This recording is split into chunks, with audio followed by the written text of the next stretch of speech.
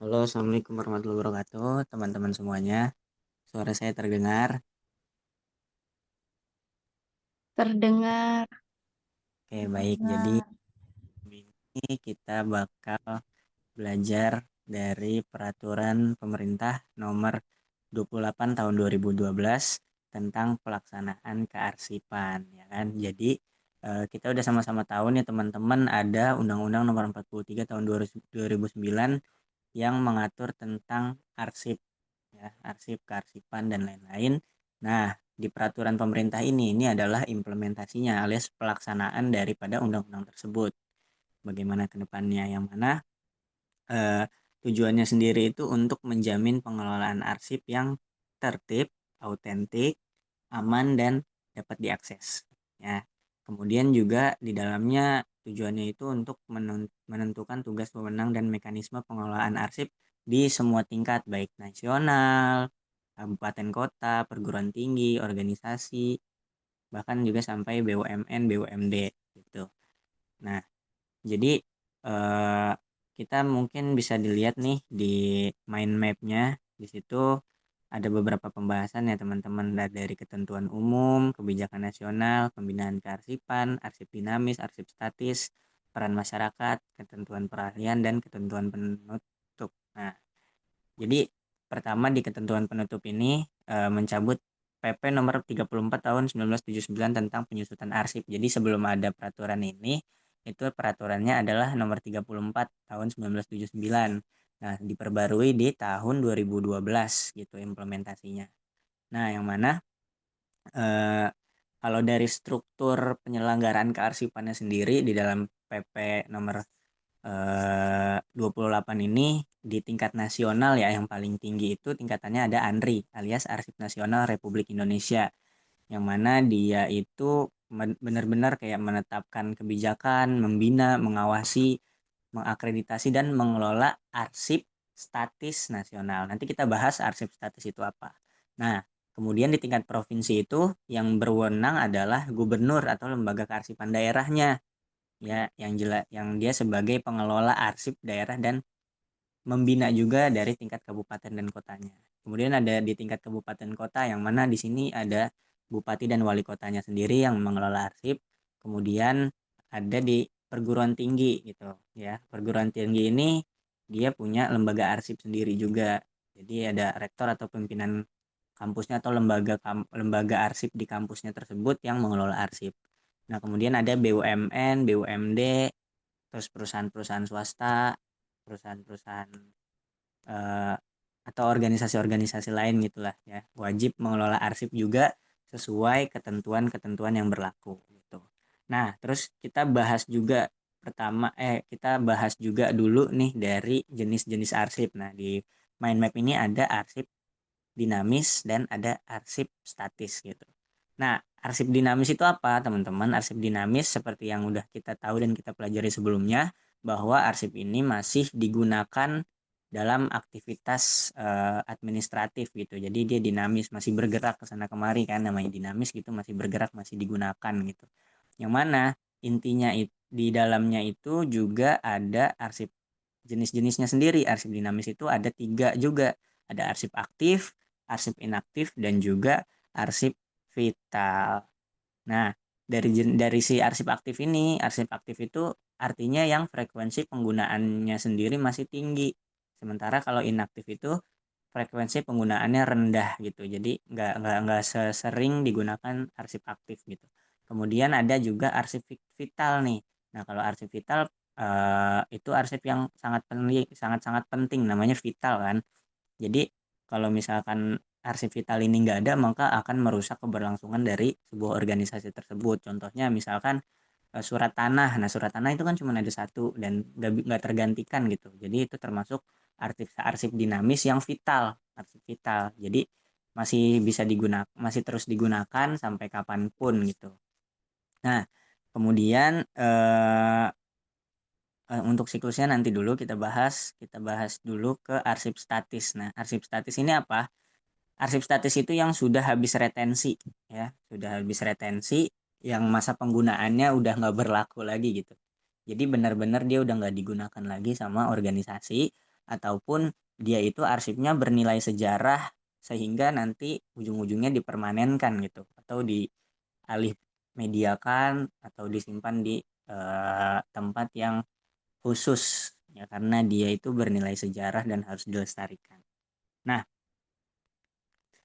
dari kebijakan nasionalnya sendiri oleh Andri itu fokusnya adalah pembinaan pengelolaan arsip ya kan di situ ada SIKN dan JIKN ya SDM dan Sarpas perlindungan sosialisasi dan pendanaan. Nah, eh, ada kegiatan utama penyelenggaraan. Yang pertama itu yang penetapan kebijakan ya. Penetapan kebijakan itu dari Andri sendiri itu dia menetapkan arah dan juga standar dalam sistem kearsipan nasional gitu. Jadi yang punya wewenang itu adalah Andri. Ya, kayak yang tadi saya bilang SIKN. SIKN itu adalah Sistem Informasi Kearsipan Nasional dan juga ada JIKN, Jaringan Informasi Kearsipan Nasional. Nah, itu yang mengatur SIKN atau JIKN itu sepenuhnya by system oleh Andri. Nah, kemudian kalau Andri sendiri dalam pembinaan dan pengawasan itu dia memberi pedoman lah istilahnya, ya. Entah itu dalam bentuk format apa ya, kayak peraturan ini kan merupakan pedoman gitu. Nah, Andri juga punya pedoman, terus juga nanti Andri juga yang bertugas untuk melatih, terus melakukan supervisi, ya kan, atau sertifikasi kepada arsiparis-arsiparis lembaga dan tentu saja melakukan pengawasan terhadap semua lembaga dalam konteks kearsipannya agar sesuai dengan standar yang ditetapkan oleh Andri gitu. Nah, kemudian mungkin yang paling penting ya, yang paling penting itu kita bahas dulu dari alurnya karena ini implementasi kan. Jadi alur arsip dari arsip itu lahir hingga arsip itu disimpan atau dimusnahkan gitu kan. Nah, dari yang pertama itu ada di tahap penciptaan. Ya, tahap penciptaan. Namanya penciptaan berarti kan membuat gitu, membuat dan ada juga itu entah ada yang membuat arsip kemudian diserahkan ke orang nanti dia menerima arsip gitu. Dan ini yang bertanggung jawab di sini adalah unit pengolah arsip di lembaga masing-masing.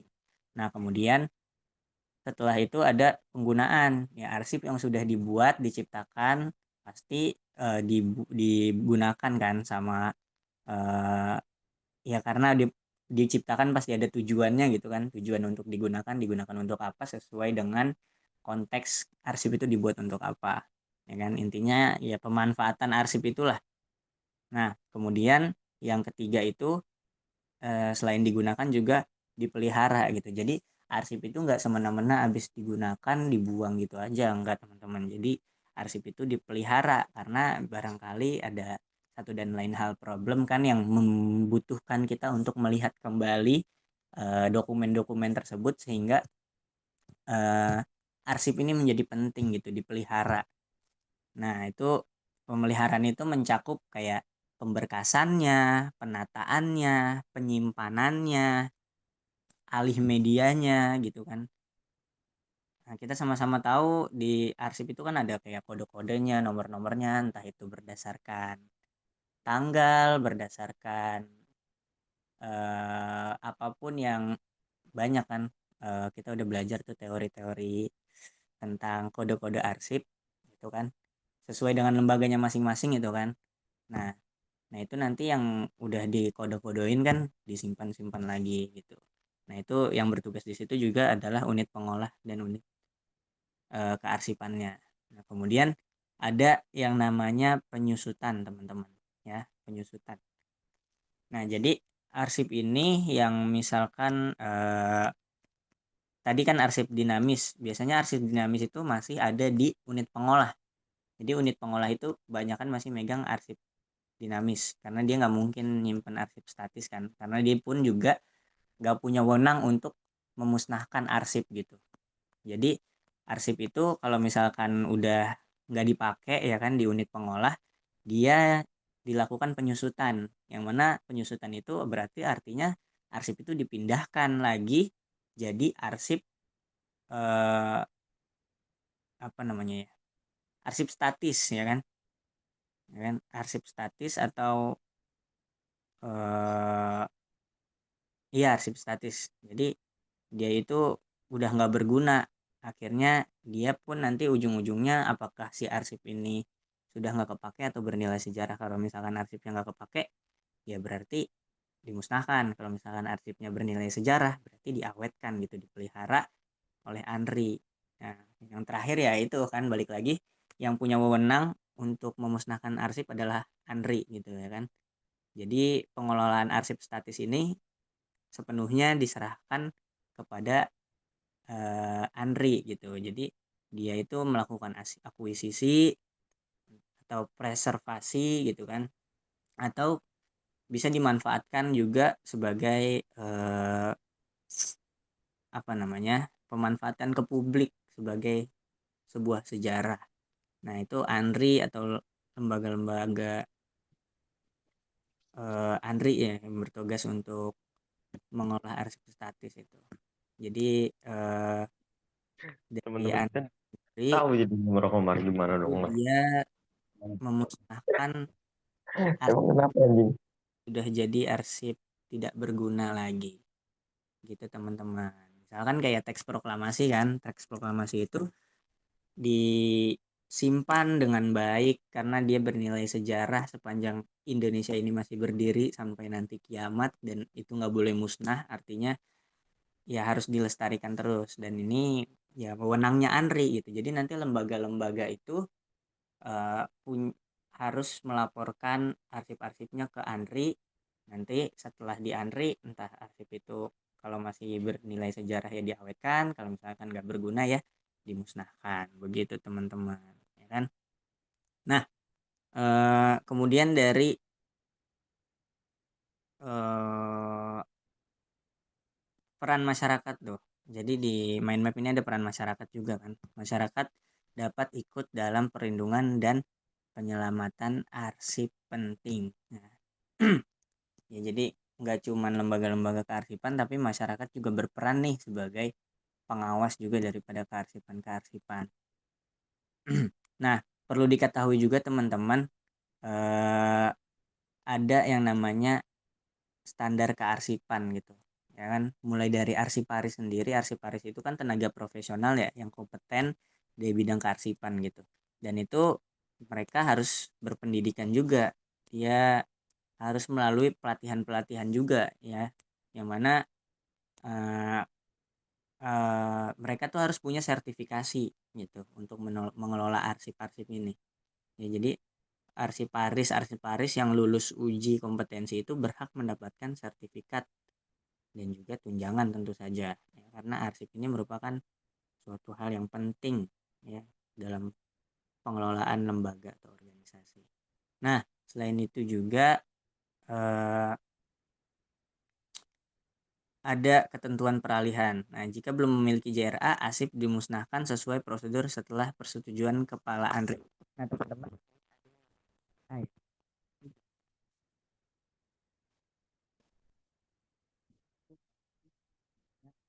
jangka waktu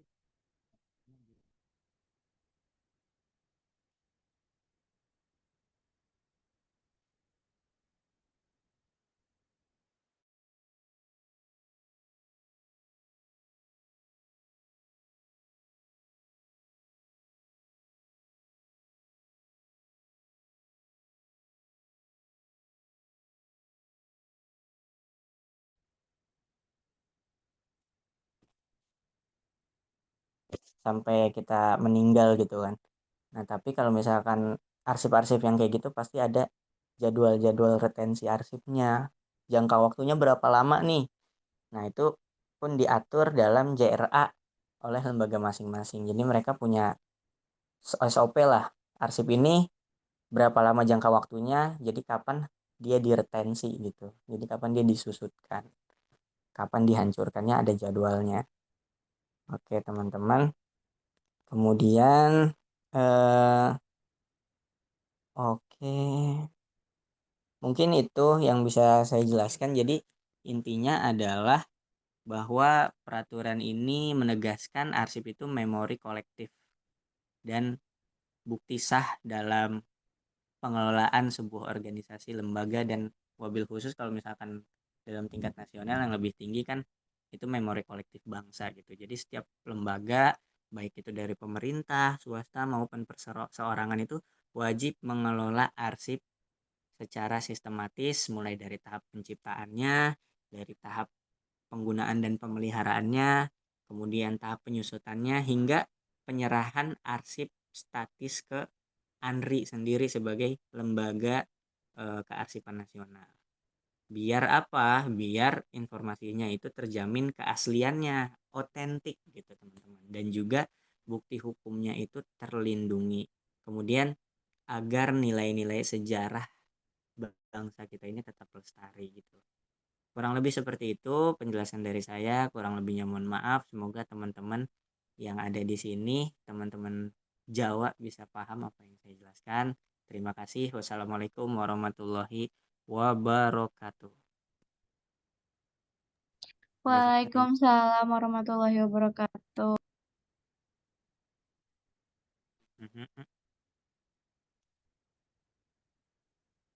Ya kan, gue.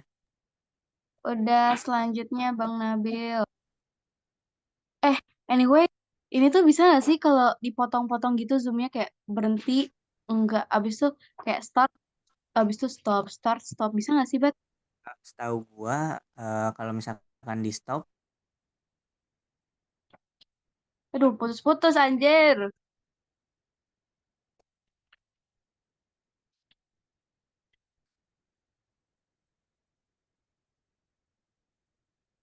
halo, halo, halo, halo, halo.